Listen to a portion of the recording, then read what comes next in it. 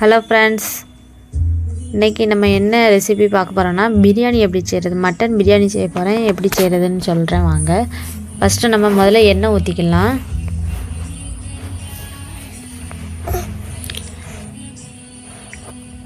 எண்ணெய் ஊற்றிட்டு அப்படி நான் வீட்டில் செஞ்ச நானே தயார் பண்ண நெய் வச்சுருந்தேன். அதுவும் ஒரு 2 டீஸ்பூன் ஊற்றிக்கலாம்.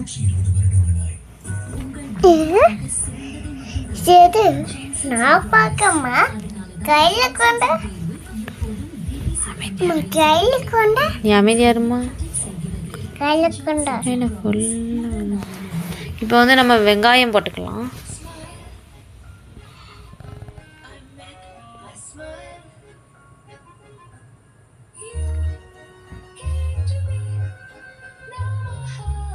Now twist like dunk in space. Win a chance to go to space with the all-new Oreo Space Dunk Pack.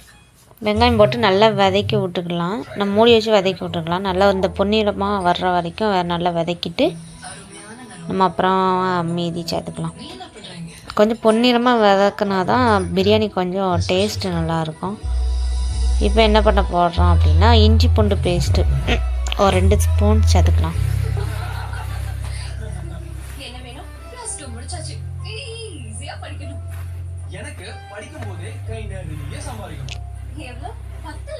இது நல்லா பச்சை வாடை போகிற வரைக்கும் நல்லா வதக்கி விட்டுக்கலாம்.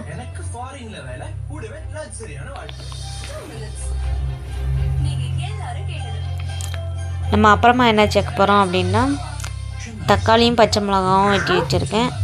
ஒரு 2 தக்காளி, ஒரு 3 பச்சை மிளகாய் சேர்த்துருக்கேன். இதையும் சேர்த்து நல்லா வதக்கி விட்டுக்கலாம்.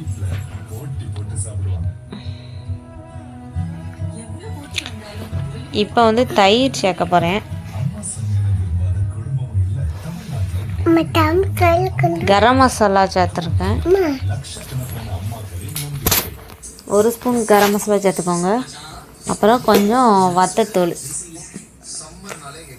மிளகாய் தூள் சொல்லுவாங்களா, அதுதான் வத்தத்தூள். அதை கொஞ்சம் சேர்த்துக்கலாம். சேர்த்து நல்லா வதக்கி விட்டுக்கோங்க.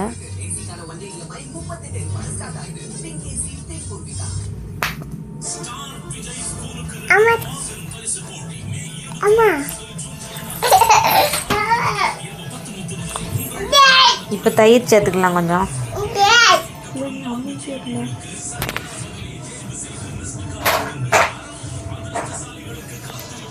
என்னையும் பேச விட மாட்டேக்கான் என் பையன். அங்கே இனியும் வந்துக்கிட்டு அம்மானிட்டு.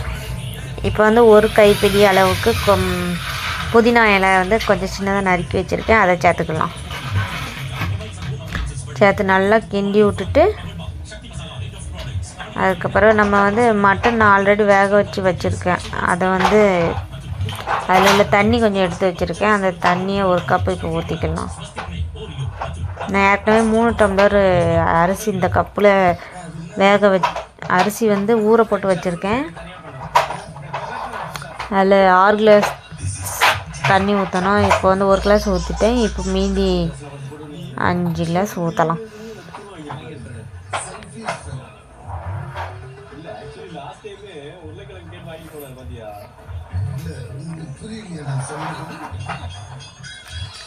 தண்ணி ஊற்றிட்டு நம்ம உப்பு எவ்வளோ இருக்குன்னு பார்த்துட்டு அப்புறமா சேர்த்துக்கலாம். இப்போ மட்டன்லாம் நான் சேர்த்துட்டேன். நல்லா கிண்டி விட்டுட்டு இது ஒரு மூடி போட்டு நம்ம இதை கொதிக்க விட்டுக்கலாம்.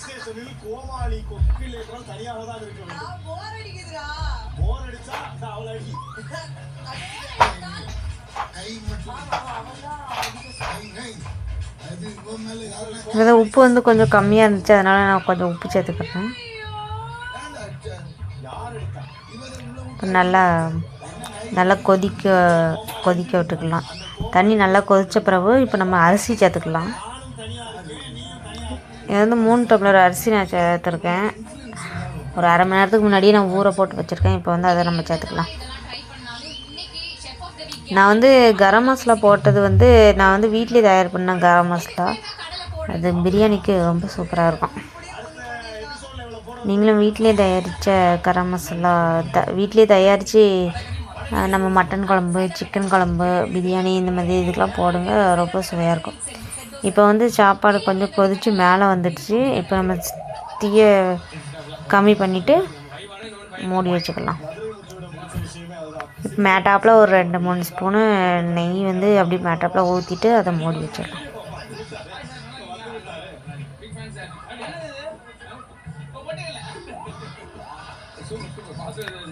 மூடி வச்சு நம்ம வந்து தம் போட்டுக்கலாம்.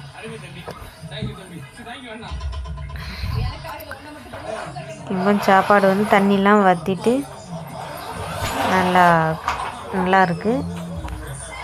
நல்லா உதிரியாக வந்தது. இப்போ கேமராவில் பார்க்க வந்து சாப்பாடு அவ்வளோவா ஒழுங்காக தெரியல, ஆனால் நேரில் சூப்பராக இருந்துச்சு. நல்லா உதிரியாக வந்துருந்துச்சு. கலருமே நல்ல கலராக இருந்துச்சு. இப்போ நம்ம சர்வ் பண்ணிடலாம். சுட சுட பிரியாணி, தயிர் பச்சடி. தேங்க்யூ. சப்ஸ்கிரைப்.